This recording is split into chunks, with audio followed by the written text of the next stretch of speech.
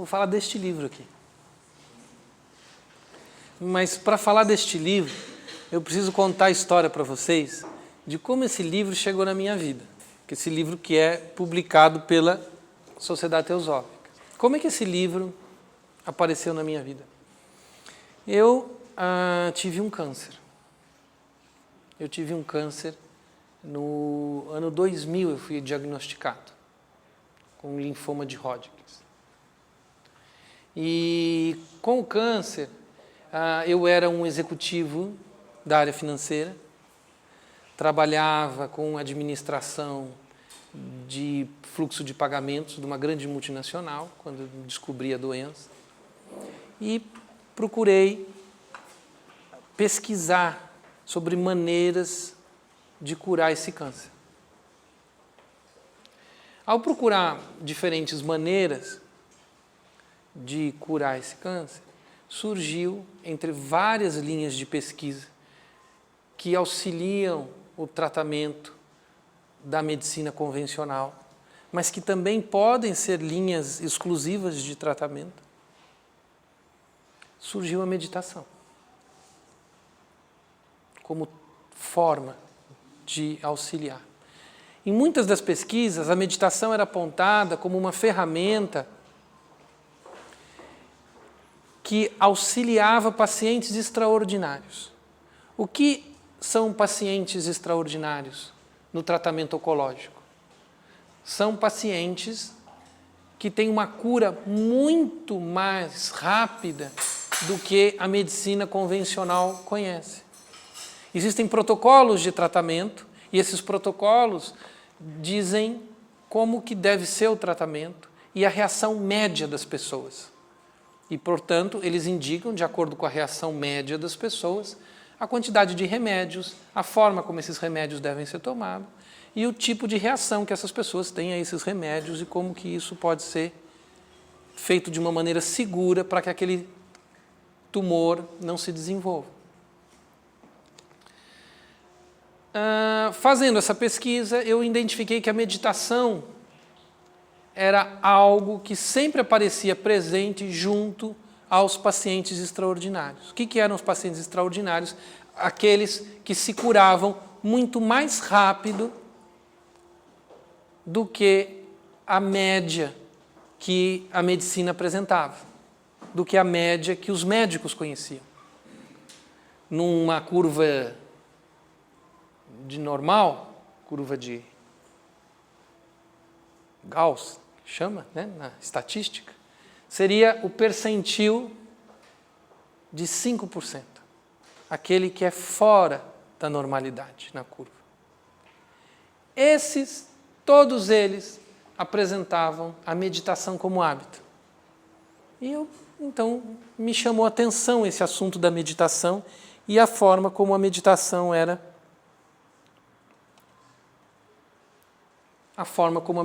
podia trazer esse resultado. Então eu passei a estudar isso. E aí entrei neste universo de estudo, fui apresentado ao yoga, porque o yoga era uma ferramenta, o Hatha Yoga era uma ferramenta que eu utilizava para auxiliar na postura da meditação. Porque eu tinha que ir lá ficar sentado em meditação e aquilo doía meus joelhos, doía minhas costas, doía o quadril, ficar muito tempo sentado naquela postura, tentando observar a respiração, observar meu nariz, observar a parede, ou o que fosse aonde eu estivesse meditando. E aí eu descobri que o Hatha Yoga era uma maneira de mobilizar o corpo para que eu tivesse mais estabilidade na meditação. E fui então estudar o Hatha Yoga para poder melhorar a minha meditação. E nesses estudos, na literatura, na prática, na evolução dentro desse universo, surgiu a figura do professor Hermógenes. O professor Hermógenes, para quem não conhece, é um dos precursores do trabalho de yoga terapia no Brasil.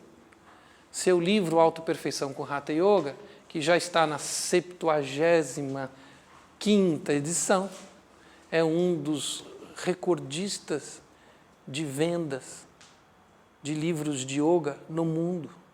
No mundo, não no Brasil, no mundo. e era ex-presidente, né, da Sociedade Teosófica, aqui no Brasil. Ex-vice-presidente da Sociedade Teosófica. Me aproximei dele para aprender mais sobre o Hatha Yoga. E nessa aproximação, foram 10 anos de contato, de aprendizado e de trabalho. Nos tornamos amigos próximos e nos tornamos colegas de trabalho, porque passamos a trabalhar juntos, conduzindo retiros, conduzindo práticas, né? Organizando projetos juntos. E um dos projetos que a gente organizou junto foi a própria biografia do professor Hermógenes, o livro que conta a vida dele. E, curiosamente, neste livro tem relatos e dados da primeira viagem dele à Índia, em 1975, como vice-presidente da Sociedade Teosófica, onde na biografia tem as fotos dos encontros dele com Taimini, que é outra publicação, né? A Ciência do Yoga. Então tem um encontro de Hermógenes com Taimini, né? Tem o encontro de Hermógenes com Indira Gandhi. Tem o encontro do professor Hermógenes com o Dalai Lama. E eu vou contar uma particularidade desse encontro do Hermógenes com o Dalai Lama. Na época, talvez alguns de vocês aqui conheçam, eram muito famosos os livros de Lobsang Rampa. Já ouviram falar de Lobsang Rampa? Hoje em dia, o pessoal, já é difícil até achar os livros, né? Mas, antigamente, os livros eram muito conhecidos de Lobsang Rampa. E narravam histórias místicas sobre o Tibete, sobre os monges, os yogis tibetanos. E o Hermógenes tinha ficado invocado com uma das histórias do livro do Lobsang Rampa, chamado Terceira Visão.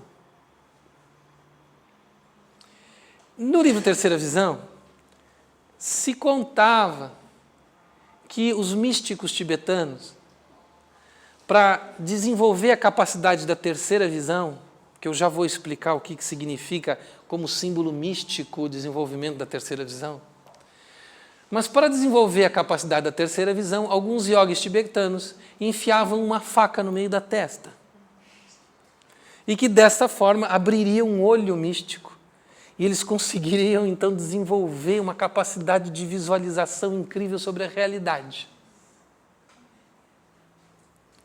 Hermógenes, curioso com aquela história de Lobsang Rampa, num encontro oficializado pela Sociedade Teosófica, se encontrou com o Dalai Lama e perguntou ao Dalai Lama: eu tenho uma curiosidade, gostaria de saber, como é que vocês fazem para enfiar uma faca no meio da testa? O Dalai Lama rolou de rir com as perguntas do Hermógenes, né? Depois explicando compassivamente de que era uma ficção, que aquilo não tinha sentido, né? A história de ter que enfiar uma faca no meio da testa para se desenvolver poderes psíquicos e espirituais, né? A história da terceira visão, o que é? É um elemento místico, é uma história pictográfica da mística oriental. Porque os olhos comuns, esses dois olhos que todos nós temos, enxergam a dualidade do mundo. Enxergam o certo e o errado, o bom e o ruim, o melhor e o pior, o certo e o errado. Então, eles são representados por essa visão comum. Na figura pictográfica, são os olhos comuns que todos nós temos e que vivemos nos dilemas do dia a dia da dualidade. É certo fazer isso ou não é? É melhor fazer isso ou melhor fazer aquilo? Não são os nossos dilemas? Voto em quem? Não é assim? São os nossos dilemas do mundo dual, do mundo terreno. A terceira visão representa os seres que ascenderam além da visão comum para perceber a espiritualidade operando na realidade comum, além dos olhos do certo e do errado, além dos olhos do mais e menos, e enxergando a natureza espiritual em operação. Para representar essas pessoas, para representar essas figuras realizadas, a mística oriental criou a imagem de representando com um terceiro olho, desenvolvido pela prática espiritual. É daí que vem essa representação, né? Utilizando-se disso, Lobsang Rampa criou a história da faca na testa. E aí foi parar nesta pergunta do Hermógenes. Mas então, nesses 10 anos de trabalho com Hermógenes, que conheceu grandes figuras, Hermógenes teve encontro com Krishnamurti. Vocês sabiam disso? Krishnamurti estava dando uma palestra e Hermógenes levou um grupo de alunos para assistir Krishnamurti.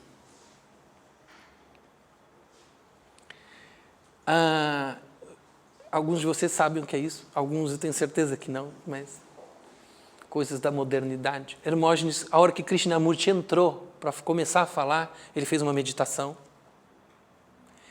E aí, Hermógenes liga a câmera Super 8 recém-comprada para filmar Krishnamurti falando. Aquele silêncio, todos prestando atenção nas palavras de Krishnamurti, e a câmera do Hermógenes filmando. Krishnamurti olhou para Hermógenes, não filme!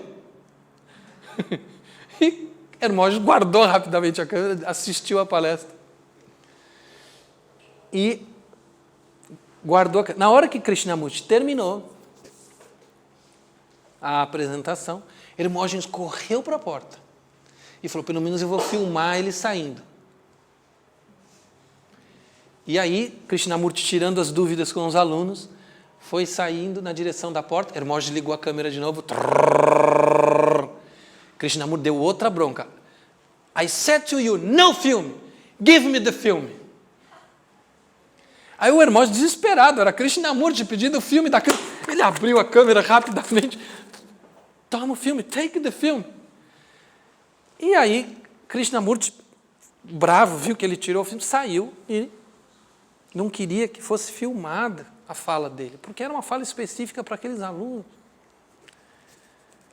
Passados 5 minutos, Hermógenes estava conversando com o grupo de alunos brasileiros ali.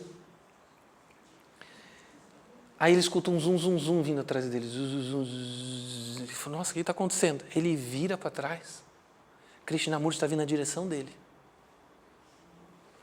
Aí a hora que Krishnamurti se aproxima dele, Krishnamurti pega no rosto do Hermógenes com as 2 mãos e diz para o Hermógenes, I'm so sorry. E pede desculpas por ter chamado a atenção dele. Então eu brinco assim que isso vale melhor do que qualquer diploma, né? Você receber um pedido de desculpas de Krishnamurti, né? Vale mais do que qualquer diploma, né? Então, são essas conexões que eu tenho, né? E aprendizados, né? De várias histórias e experiências, né? Do Hermógenes no mundo do yoga, que eu aprendi trabalhando 10 anos com ele. E nesses 10 anos, na hora que falávamos de Yoga Sutra, eu dizia, Hermógenes, você deveria escrever um comentário sobre Yoga Sutra. E Hermógenes sempre me respondeu, não preciso. Não, eu não tenho condições, eu não tenho capacidade, eu não tenho conhecimento. Um homem que escreveu mais de 30 livros sobre yoga, ele disse, eu não tenho conhecimento suficiente para escrever um comentário sobre Yoga Sutra. E eu falo, então como é que eu vou estudar Yoga Sutra se você não vai me ensinar? Como é que eu vou saber sobre Yoga Sutra? Aí Hermógenes falou, leia este livro. Então eu aprendi com ele a importância deste livro. O porquê de estudar este livro. Então aqui eu apresento a vocês, eu vou falar em termos muito superficiais do livro, porque esse livro tem uma profundidade, uma complexidade que merece uma atenção de leitura e releitura dos seus capítulos. Só que este é um livro que é um grande desafio. Primeiro, porque é letra pequena. Segundo, que ele é minucioso na abordagem de detalhes do Yoga Sutra. Por causa disso, o que eu fiz para ajudar muitos dos meus alunos? Eu constituí um curso gratuito sobre este livro na internet. São 29 aulas que você acessa, cada aula tem 10, 12 minutos, para acompanhar a sua leitura. Então você vai lá, acessa uma aula de 10 minutos no YouTube, e ele vai introduzir aquele capítulo, ou aquele aforismo. Aí você vem aqui e lê. Eu tenho recebido dezenas e dezenas de comentários de pessoas agradecendo, dizendo, agora eu consigo ler o livro, porque eu sou ajudado pelos vídeos.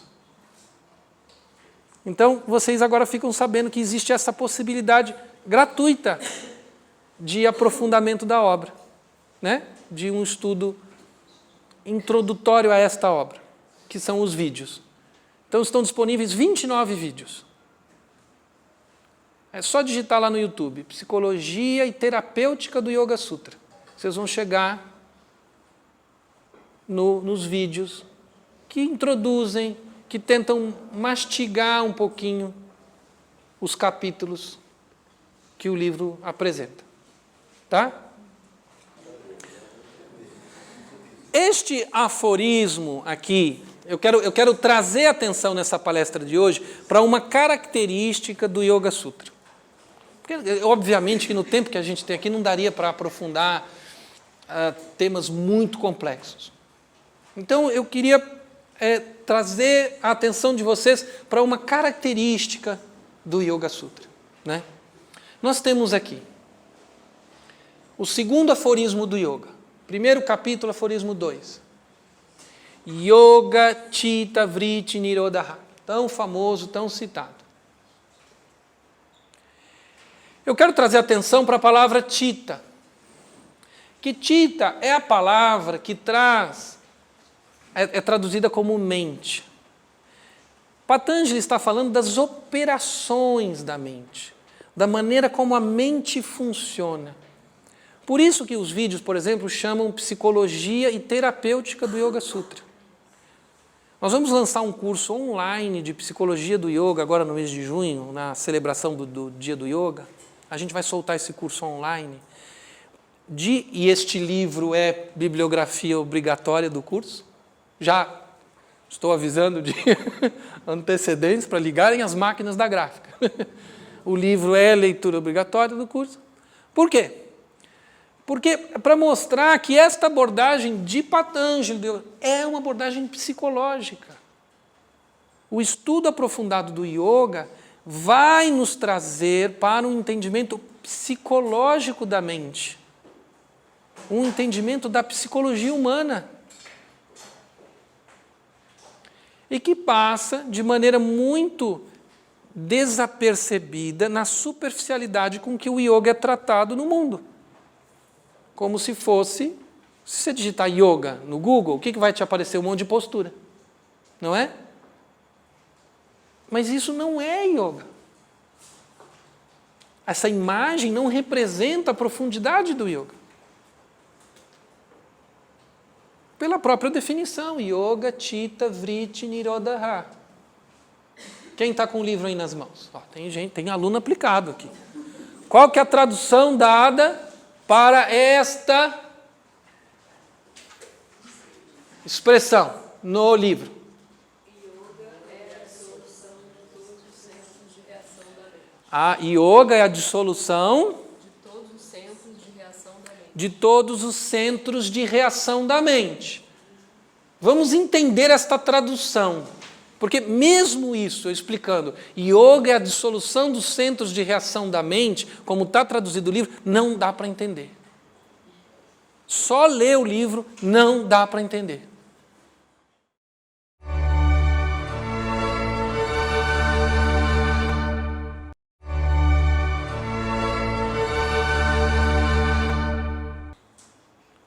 Yoga é a dissolução dos centros de reação. A palavra Nirodha é esse sentido de dissolução.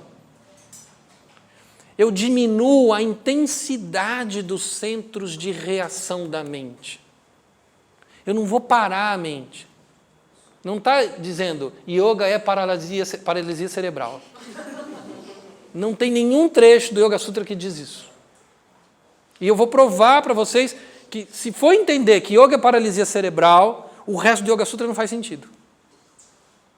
Yoga é a dissolução dos centros de reação da mente. Esses centros de reação, eu vou dissolver a intensidade deles. O que são esses... O que é esses centro de reação? São esses vritis. Essa palavra vriti é esse centro de reação. Vriti significa isso. A imagem que se faz dos vritis são como se fossem espirais, porque são a capacidade reativa da mente, como se fossem molas energéticas. Quando alguém te chuta a canela e você vai lá e xinga de volta. Quando alguém fala mal do teu partido e você fala, é porque você é desse lado ou desse outro lado, né?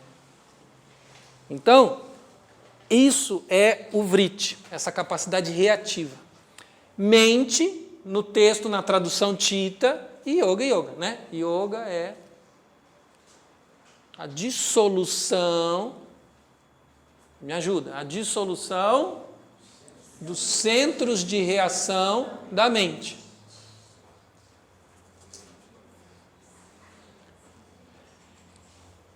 O que é Chitta? Essa palavra está traduzida como mente, mas não é o que Patanjali quer dizer. Não é mente. A tradução mente é a forma como a gente traduz. Mas mente, ele está dizendo que é a operação do processo mental. É isso que ele está se referindo. Tanto que, se você for estudar o que é Chitta, Chitta está subdividido num processo mental que opera de 3 maneiras diferentes. Manas, Buddhi e Ahankara. Manas é quando o pensamento opera de uma maneira a distinguir o eu do outro, a separar os fenômenos percebidos e juntar os fenômenos que lhe agradam, como se fosse juntar um seixo de bambu. E você pega esse seixo de bambu e diz, isto eu. Tudo que não é este seixo de bambu é o outro. Então, eu, a bondade, a beleza, a virtude. O outro, a irresponsabilidade, a feiura. Não é assim que a gente pensa? Não é? Então, essa capacidade de operação da mente, de juntar, de operar nessa capacidade, é manas, essa operação da mente. Buddhi está relacionado à capacidade criativa, de inteligência da mente, de raciocinar, de distinguir, de criar. E Ahankara é a capacidade da mente de construir a noção de eu. A partir de manas, fazendo a distinção, Ahankara diz, isto sou eu, aquilo não sou eu. Então, são várias...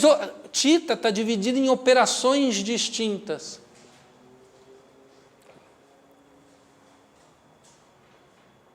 É dessa forma que Patanjali... Então, quando a gente fala... A gente aqui está falando que o yoga é uma maneira de perceber a operação da mente. É diluir os centros de reações dessas operações. Por isso que não é parada cerebral. Mas espera aí que eu vou deixar isso mais claro ainda. Eu vou deixar isso mais claro. No aforismo 5... ainda do primeiro capítulo. Você vê que eu estou no primeiro capítulo. Estou no comecinho do livro. Mas só isso aqui já dá um trabalho. Já dá meditação. Vamos para o aforismo 5, que é o que eu quero destacar uma coisa em especial nele. Vritaya panchataya klista aklista. Me ajudem, quem que está no aforismo 5 aí? Eles são 5, panchataya, e eles podem ser de dor ou de prazer. Ele pode ser klista, que é aflitivo. No livro está traduzido como dor. Aflitivo, doloroso, klista, ou aclista, não aflitivo, não doloroso, que é o de prazer, traduzido como prazer. Ou seja, os vritis, as agitações da mente, elas podem nos conduzir para agitações que nos causam dor, que nos causam pesar, ou agitação, ou processos mentais que nos causam prazer, que nos causam bem-estar. O caminho inicial do yogi é um caminho de conduzir a vida para processos aklista. Patanjali vai nos apresentar que o caminho inicial do yogi é aprender a controlar os vritis para que você tenha uma vida mais aklista, uma vida com menos dor, uma vida com menos pesar. Esse é o primeiro passo. Então, eu não faço uma cessação completa dos vritis, eu não faço uma parada mental. Meditação é não pensar em nada. Esse é um engano. Não está escrito isso. Porque senão não teria a condição klista e aklista, e ele não apresentaria um caminho do yogi por escolhas aklista, por escolhas não dolorosas.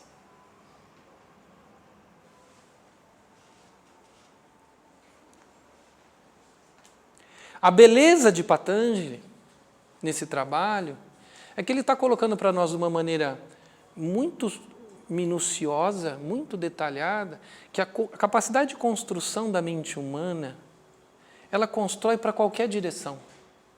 E o caminho do yogi é perceber que o potencial da mente humana é capaz de fazer construções positivas e que você pode praticar o treino da mente humana para que você faça da sua mente algo produtor de aspectos positivos.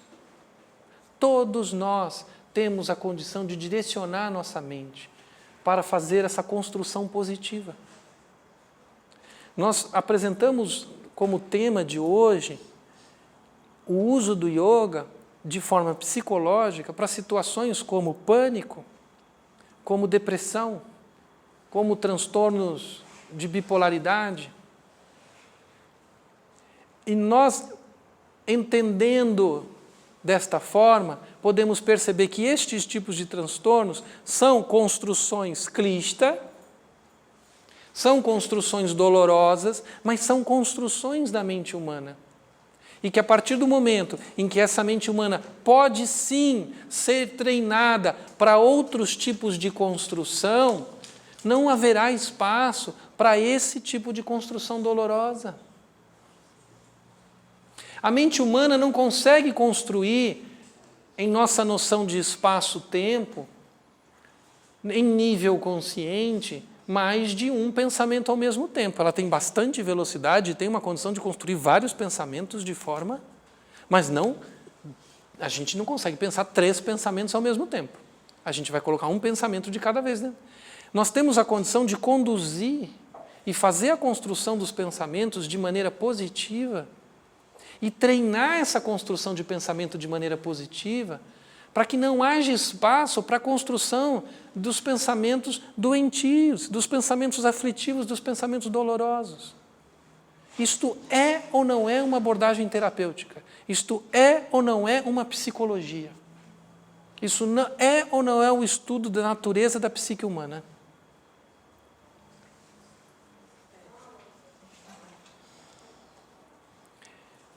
Portanto, Patanjali está nos mostrando a capacidade de liberdade, a capacidade de construção da mente humana. Ele está nos apresentando isso. E nós estamos falando isso mais de 19 séculos antes de Freud.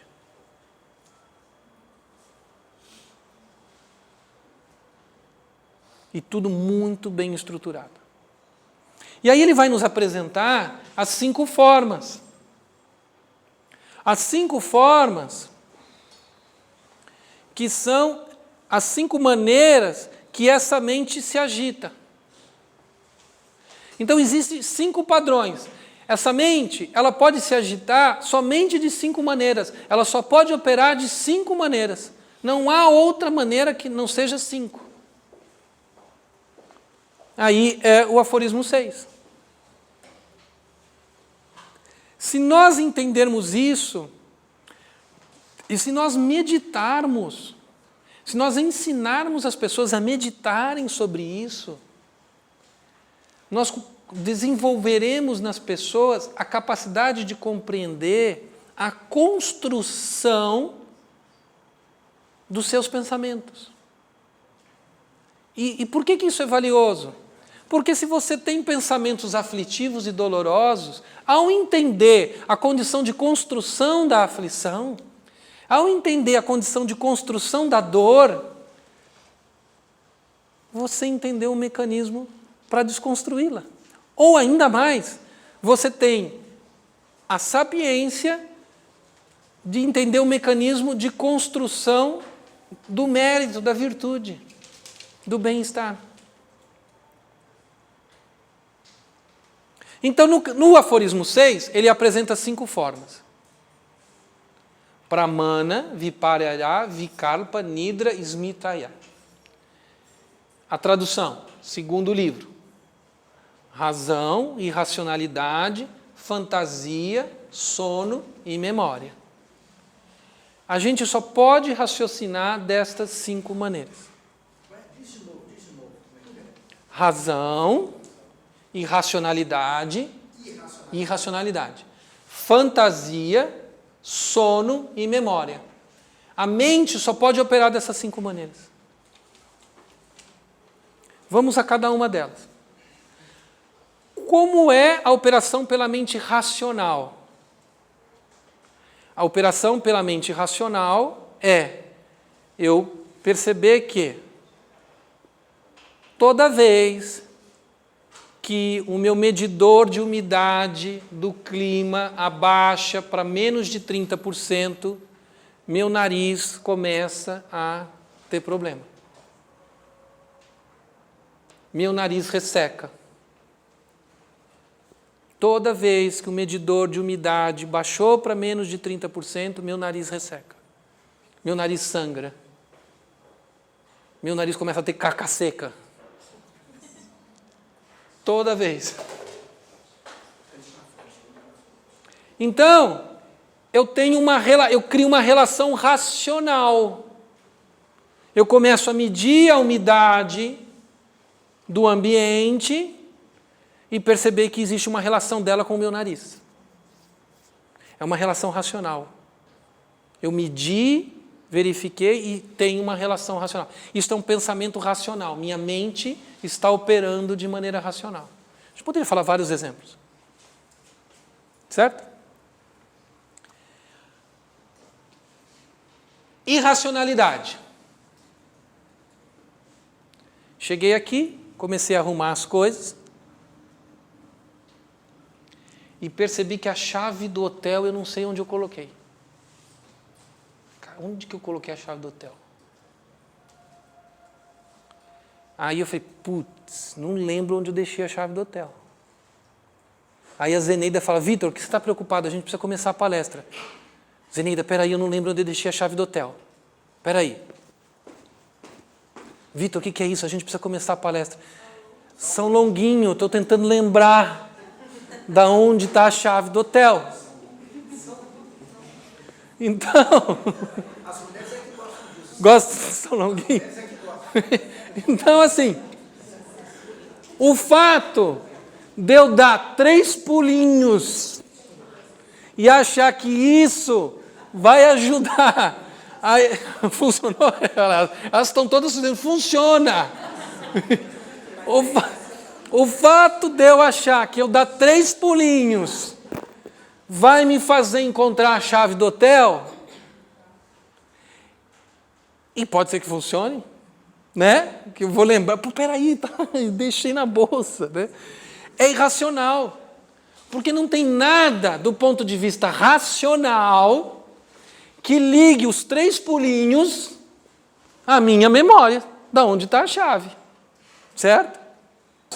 Dentro deste padrão mental aqui de racionalidade, quase um ápice, né? Ali na TT, falando da lamparina de São Longuinho, não é? Não basta os 3 pulinhos. Eu tenho que imaginar a lamparina dele iluminando o meu pensar. Então, tudo isso, mas a gente tem que imaginar quantas vezes, a gente está brincando aqui com essa questão, mas nós temos que imaginar quantas vezes a nossa vida não é conduzida por isso, pelo pensamento irracional, não é? Do tipo, em Brasília não se pode falar de racionalidade política, então tem que mudar para outra área, né? Irracionalidade médica, vamos falar de outro assunto. Que é, por exemplo, comer leite com manga faz mal. É uma irracionalidade, porque não há nada racionalmente que comprove que leite com manga faz mal. Mas as pessoas acham, né? Não, leite com manga faz mal. Não faz careta na frente do espelho, senão vai bater um vento e você vai ficar com a cara torta. E por aí vai. Vocês nunca escutaram isso? Na frente do espelho, se bater um vento, isso. Aí... quebrou o espelho. Quantos anos? 7. Tá vendo? 7 anos já. Aonde tem racionalidade nesses elementos? Mas todo mundo conhece isso. Mas a nossa mente opera. Eu conheço gente super racional, assim, séria.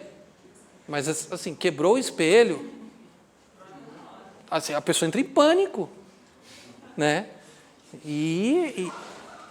Então, por que edifícios nos Estados Unidos não tem o 13º andar? Me dá uma explicação racional. Por que não tem 13º andar? Irracionalidade, pensamento irracional, né? Então está cheio, né? Então nós começamos a identificar. Se nós meditarmos sobre os nossos pensamentos, nós vamos identificar se aquele pensamento ele está dentro de um padrão, de uma vibração racional ou de uma vibração irracional. Fantasia. A fantasia é a capacidade criativa da mente de construir pensamentos que não estão com nenhuma conexão com a realidade.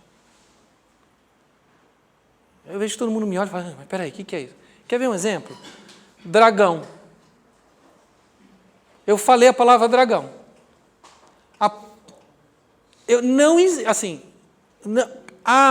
Cobra com asa, que voa e cospe fogo pela boca. Não existe. Mas eu falei a palavra dragão, todo mundo identificou o que eu estava falando. É a capacidade da mente de fantasiar. Então, nós operamos também dentro desse modo. Podemos operar. O pessoal está me lembrando dos unicórnios. Sereia. Lobisomem. Tudo isso faz parte desse universo. E nós todos temos clara noção do que é isso. Falar em Saci Pererê, as pessoas sabem exatamente o que é. O meu sonho é dar aula de yoga para o Saci Pererê. Né? Então, assim,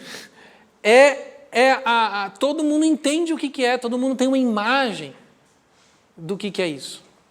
Né? É a nossa capacidade de operação fantasiosa.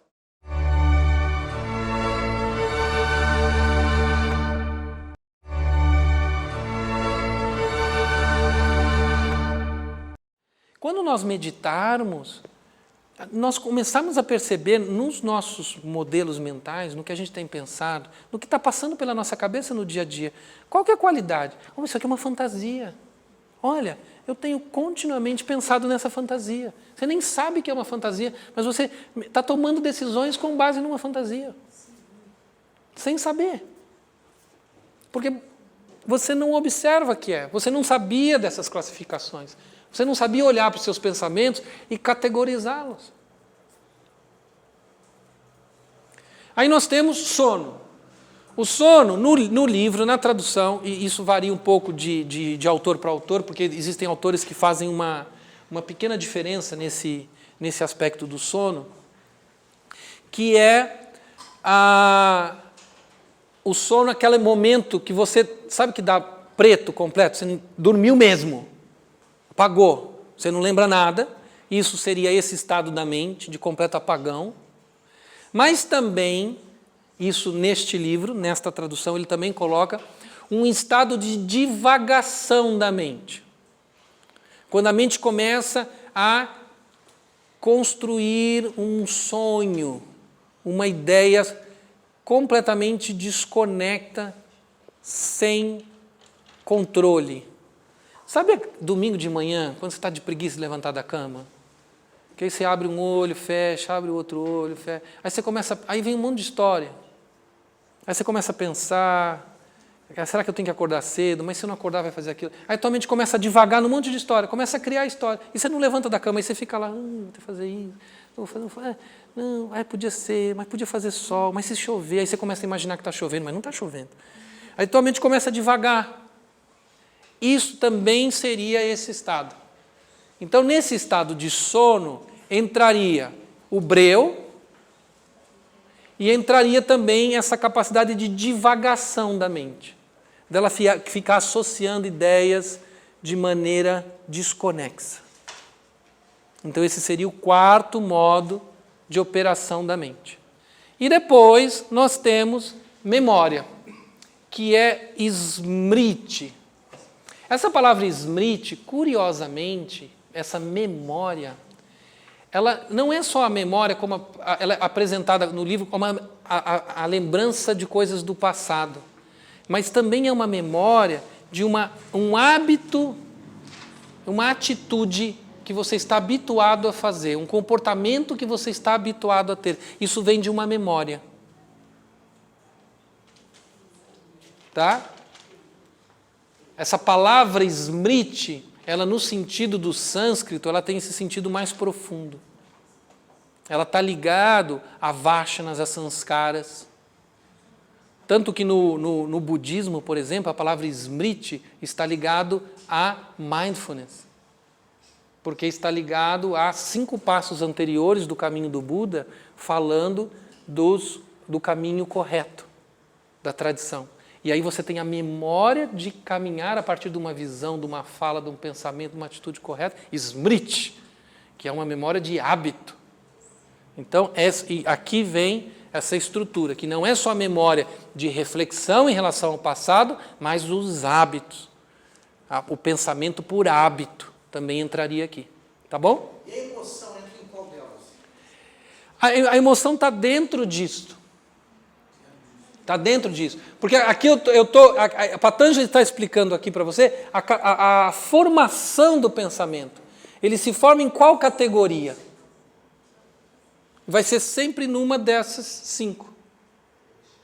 A emoção ela vai se desdobrando a partir dessa formação. E ela pode estar pulverizada nos... São os kleshas. São os kleshas. Porque os kleshas são resultados. Já a partir que eu, por exemplo, tenho lá uma irracionalidade perturbadora. Né? Não vou entrar nesse mérito. É uma coisa que está me perturbando. Né? Putz, lá na frente eu deixei o chinelo virado. Para entrar na sala eu deixei o chinelo virado. Nossa, parece que vai dar tudo errado. Porque o chinelo ficou virado na entrada. Né? Aí é uma irracionalidade. Eu fico perturbado, é um klesha. Aí é a emoção. Mas ela surgiu da minha irracionalidade. Eu acreditei que chinelo virado vai me dar um azar na palestra. Aqui não tem julgamento, porque aqui são os padrões. Você pode ter irracionalidade positiva. Do tipo, outro dia, irracionalidade positiva. Eu estava vendo na televisão, outro dia que eles me mostraram, era a moça que falava assim, como é que é? Não baixa a cabeça, princesa, senão a coroa cai. Ela não é princesa. Não é princesa porcaria nenhuma. Mas o fato dela criar essa irracionalidade, não baixa a cabeça, princesa, senão a coroa cai. Mantém ela numa atitude positiva em relação ao conflito lá que ela estava vivendo. Né? Então é uma irracionalidade, mas criou. A intuição entraria. Eu vou mostrar para vocês que a melhor maneira de um yogi avaliar se é clista e aclista, como o Patanjali apresenta, é pelos gunas. Né? E que a gente vai avaliar isso, que eu tenho, é o outro slide. Avidya, Asmita, Raga, Dvesha, Binivesha e Klesha. Aqui são as raízes dos grandes sofrimentos. Então, existem as emoções que nos perturbam? Existem. Mas a raiz dos grandes sofrimentos são sempre esses 5 pontos. São as raízes. Então, como aqui nós estamos na abordagem introdutória, nós vamos também poder identificar, quando surgirem sofrimentos, não só que tipo de padrão de pensamento, numa análise terapêutica, qual é o padrão de pensamento que está sustentando aquela ideia, aquele sofrimento, mas em qual raiz aquele sofrimento está surgindo, qual a raiz daquele sofrimento. As causas das aflições residem na ignorância, e aqui é bom entender que a vidya é avidya, ou seja, não vidya. O que é vidya? É a sabedoria espiritual,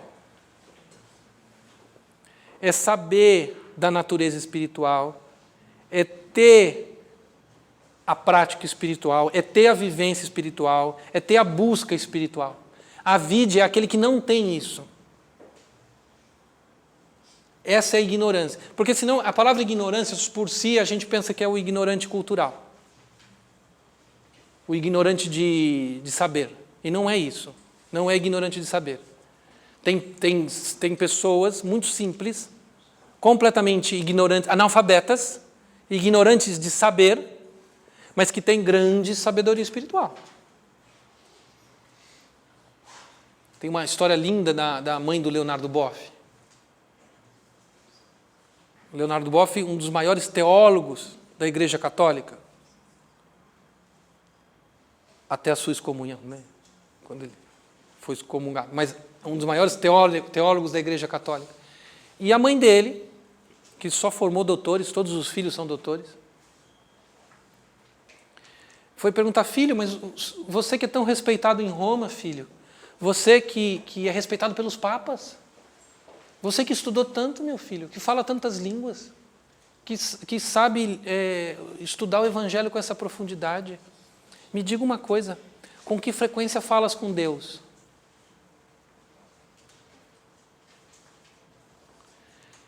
Aí o Leonardo riu da mãe. Não é assim, mãe, tão simples. Não, filho, sei que você estudou muito, filho, diz aqui para sua mãe, com que frequência fala com Deus? Porque, nossa, eu tenho tanta admiração por você. Não, mãe, eu não falo com Deus desse jeito assim, não, mãe, é muito complicado. Falar com Deus, eu estudei muito, tudo, mas assim, não é dessa maneira.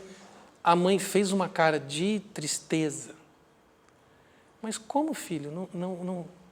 Não, mãe, que pena, porque eu falo com ele todos os dias. Eu falo com ele no nascer do sol. Eu falo com ele quando eu cuido da horta. Eu falo com ele no pôr do sol. Eu falo com ele quando eu preparo o seu café da manhã. Eu falo com ele quando eu rezo pela tua saúde. Eu falo com ele todos os dias. Aí o Leonardo conta essa história, porque, na verdade, quer dizer, a mãe dele é ignorante de saber comum, mas com muita sabedoria. Então, ela não entraria nessa condição de ignorância aqui. Ela não é essa ignorância que Patanjali. Ela tem sabedoria espiritual. Está claro esse conceito de vidya, avidya, ignorância? A outra razão é a falsa, e aqui no texto é traduzido como falsa identificação. Alguns autores colocam como ego. Você se identificar, eu sou aquilo. Eu sou o diretor. Eu sou chefe.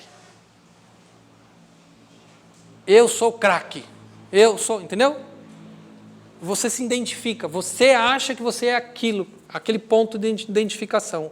Você constrói uma figura egóica em torno de algo. E isso também é causa de aflição. Então é uma operação da mente, né, que vai gerar causa de aflição. A mente vai trabalhar num daqueles 5 formatos e pode causar esse tipo, né, de aflição. Depois, atração.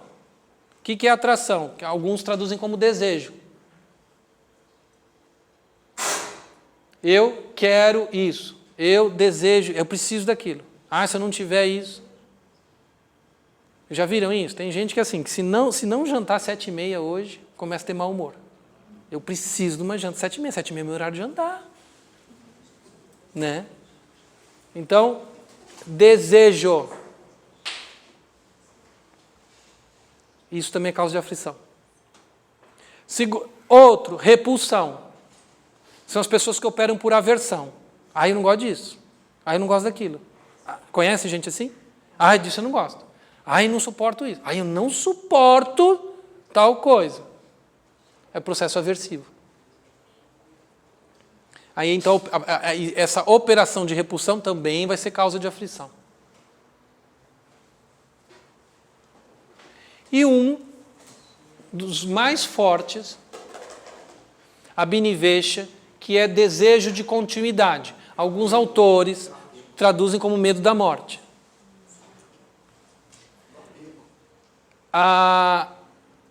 Não, o abhinivesha, eu não entendi tua pergunta. Isso aí seria apego, né? Desejo de continuidade, apego. Sim, mas na verdade aqui, se a hora que você vai estudar isso, você vai ver que ele está falando de medo da morte. É medo de morrer. Por isso eu desejo continuar, eu não quero que a minha continuidade seja interrompida. Acho que deve ser outros medos também. Normalmente, o medo da morte, ele está muito na raiz de muitos medos que a gente vê na nossa sociedade. A pessoa reage de maneira emocional quando, de alguma maneira, ela associa, aí pode ser por irracionalidade, ela associa aquela situação ao fato de que ela vai morrer. Por exemplo, os transtornos de pânico, essa é a base. Ela relaciona aquele disparate, aquela explosão de reação orgânica ao medo da morte. Vocês vão ver que nesses tipos de transtorno, a abhinivesha é a base, é a raiz. Mas não seria também o apego, que é o medo de qualquer coisa que ela goste, que dê a ela prazer? Mas ele é diferente na categoria que o apego, eu estou me identificando com um objeto externo. Eu sou diretor. Eu gosto de vestir roupa de marca. Eu sou isso. Aí eu me identifico com o objeto externo. Está ligado à questão de identificação com o objeto externo. Eu desejo aquele objeto para compor essa identidade. O abhinivesha é o receio da destruição da completa estrutura. É aí que está a diferença. A minha noção de identidade, de ela vai se desfazer. Aí eu tenho medo disso. E aí? Vai acabar tudo. Esse é o medo de que a coisa não continue. Vai se interromper. É uma perda maior. No caso da atração, são objetos específicos. O ponto de atração. Entende? É essa a diferença. Um está falando já no desmantelar completo da noção de identidade, que é a morte, seria a morte. Patanjali dá: a purificação da mente surge da sua disposição, unidireção, controle dos sentidos e clareza de percepção. Purificação da mente surge da sua disposição, unidireção, controle dos sentidos e clareza de percepção. ele vai trabalhar isso, essa clareza de percepção, a condição de controle, o direcionamento da mente, como ponto de saída. Eu preciso disso para sair dessas aflições. Eu preciso disso para sair das armadilhas de sofrimento. Eu preciso disso para buscar uma condição aclista, para buscar uma condição positiva. Para fazer isso, eu preciso buscar um caminho satívico. E aqui, então, eu tirei do livro do Iyengar a explicação que ele dá de diferentes composições das estruturas da mente. Rajássica, quando nós somos muito ativos. Tamássicas, quando nós somos muito passivos. Não pacíficos, passivos. E nós somos estimulados por coisas que nos deixam muito agitados ou coisas que nos deixam muito preguiçosos. E o satívico é a busca da clareza. Então eu vou buscar fazer escolhas que me tragam clareza. O caminho do yogi, o caminho da lucidez mental, o caminho livre de sofrimentos, é o caminho da busca da clareza. Então eu vou buscar hábitos que possibilitem que eu tenha mais clareza. Eu vou movimentar meu corpo e vou fazer escolhas que movimentem meu corpo para que ele não seja preguiçoso, para que ele não seja tamássico. Eu vou fazer escolhas que não agitem demais meu corpo, que não causem perturbação para o meu corpo. Eu vou fazer escolhas que trabalhem melhor a minha alimentação para que eu não tenha um corpo preguiçoso. O meu alimento não será tamássico, eu não vou comer demais. Eu não vou comer aquele alimento que dificulta a digestão. Eu também não vou comer aquele alimento que me excita demais, que me provoca demais. Eu vou buscar o alimento que me dá clareza de pensar. Eu vou buscar as emoções, não aquelas emoções que me fecham, que me retraem, que me dificultam o contato com as pessoas. Eu vou buscar as emoções, também não as que me agitam, aquelas emoções que me tornam uma pessoa muito bélica, guerreira, briguenta, crítica demais.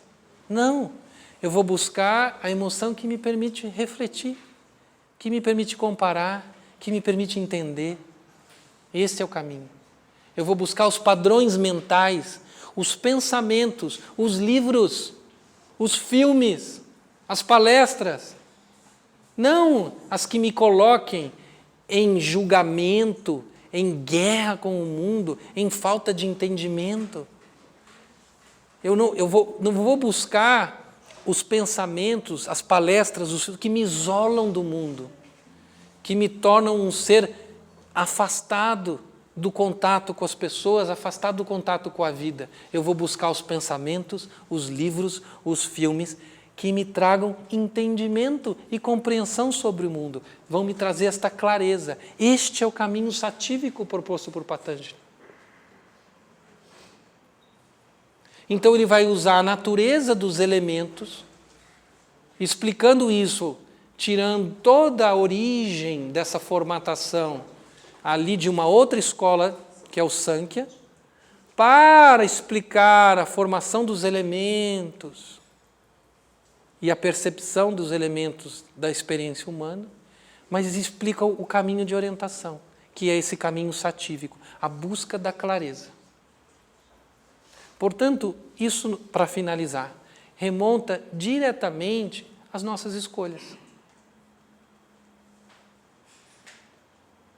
Remonta diretamente ao alimento que ingerimos. Não só o alimento físico, também o alimento físico, mas o alimento mental, o alimento emocional. Eu me alimento de quê? Wayne Dyer, que é um famoso psicólogo norte-americano e considerado uma das referências da transpessoal, um dos sucessores do Maslow, ele sempre dizia: Olha para a laranja. E se você espremer a laranja? Espreme a laranja. O que a laranja vai produzir? Suco. É da natureza da laranja, quando a vida espreme, ela oferecer suco. Quando a vida te espremer, que você possa oferecer para a vida o melhor suco. Porque a vida vai te espremer, de um jeito ou de outro. Então, a importância desse alimento satívico é o que vai possibilitar que quando a vida te espremer, você possa oferecer o melhor para a vida. Você possa oferecer algo doce.